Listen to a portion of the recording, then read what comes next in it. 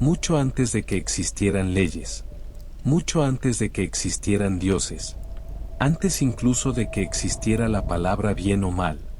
Existía únicamente la consecuencia. En el Paleolítico, el error no era pecado. Era hambre. Era frío. Era muerte. Si alguien fallaba en la casa, el grupo entero pagaba el precio. Si alguien no vigilaba el fuego, la noche se volvía enemiga. No había juicio moral. Había supervivencia. La vergüenza aún no tenía nombre. La conciencia todavía no era un tribunal. El miedo no era interno. Era externo. La naturaleza no castigaba por intención, sino por resultado. Y en ese mundo primitivo, crudo y honesto, la culpa todavía no había nacido. Pero algo comenzaba a gestarse. La necesidad de convivir. Y donde hay convivencia, eventualmente habrá juicio.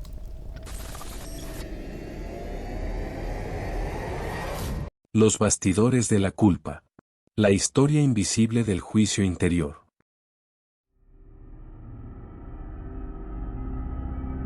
Miles de años después, el ser humano hizo algo revolucionario.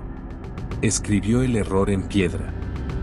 En Babilonia, el código de Hammurabi no solo establecía castigos, establecía responsabilidad. Por primera vez, alguien dijo oficialmente: tus actos tienen consecuencias, incluso cuando la naturaleza no interviene. La culpa dejó de ser instinto social. Se convirtió en norma. Ya no bastaba con sobrevivir. Era necesario obedecer. El castigo dejó de venir del clima, del hambre o de las fieras. Ahora venía de otros hombres.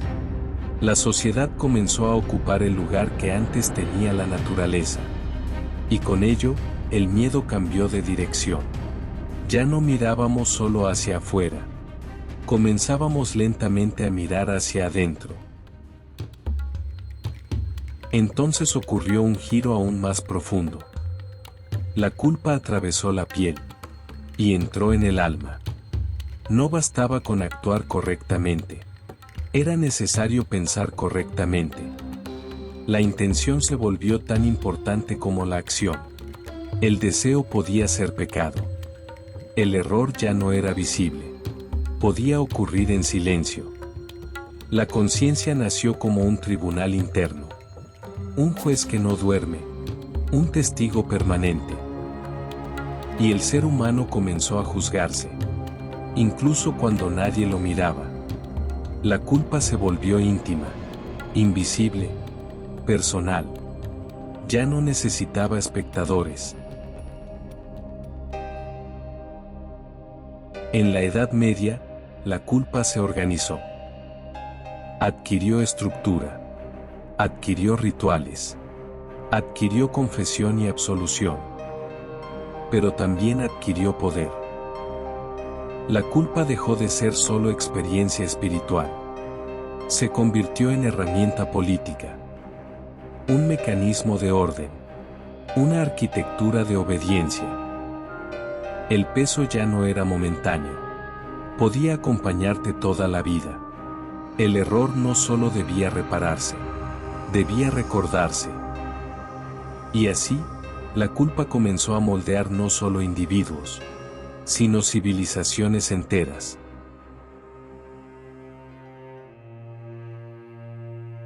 Entonces llegó la Ilustración. La razón levantó la voz y preguntó: ¿y si no nacemos manchados? ¿Y si no existe el pecado original? Si eliminamos el pecado, ¿qué queda? Responsabilidad. La culpa volvió a transformarse. Ya no era únicamente espiritual. Se volvió ética. El ser humano moderno comenzó a responder, no ante Dios, sino ante su propia conciencia racional. La pregunta dejó de ser: ¿he ofendido a lo divino? Y pasó a ser: ¿he actuado de acuerdo con mis principios? La culpa se volvió más silenciosa, pero no menos intensa.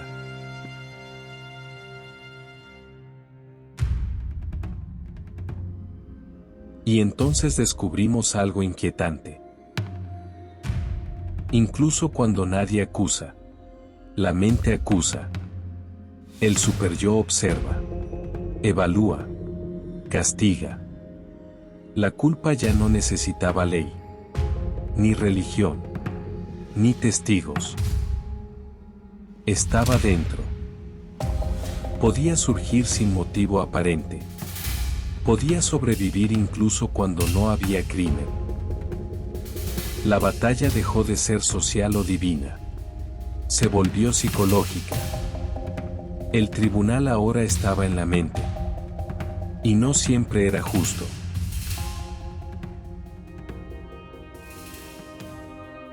Después de la Segunda Guerra Mundial, la humanidad enfrentó una pregunta imposible de ignorar. ¿Cómo fuimos capaces? La culpa dejó de ser individual. Se volvió histórica. No era solo sobre quienes actuaron. Era sobre quienes obedecieron. Sobre quienes callaron. Sobre quienes miraron hacia otro lado. El silencio también comenzó a pesar. Y el mundo entendió que la culpa podía pertenecer a generaciones. No como castigo, sino como memoria.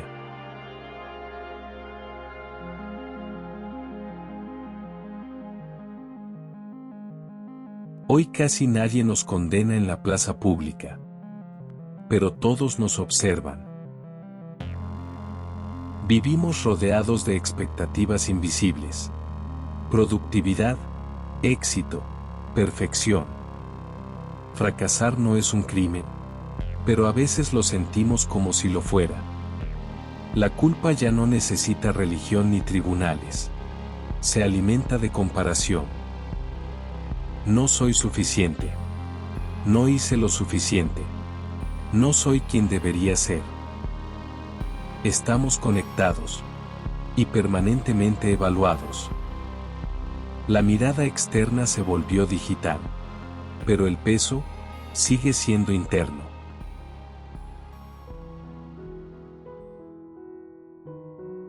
Y tal vez, la pregunta nunca fue de dónde nace la culpa, sino algo más profundo. ¿Cómo fue construida a lo largo de la historia? ¿Y por qué hoy vive dentro de nosotros? La culpa nos enseñó responsabilidad. Nos permitió construir confianza. Hizo posible la cooperación. Pero también sembró miedo, ansiedad, autocastigo. Construyó sociedades. Pero también construyó prisiones invisibles dentro de nosotros. Tal vez la culpa no sea un error. Tal vez sea el precio de la conciencia. Porque al final, ser humano es recordar, es reflexionar, es sentir el peso de lo que hicimos y también de lo que no hicimos. La culpa no es solo sobre el pasado, es sobre cómo decidimos vivir, con aquello que no podemos cambiar. Y sobre todo, sobre qué hacemos después.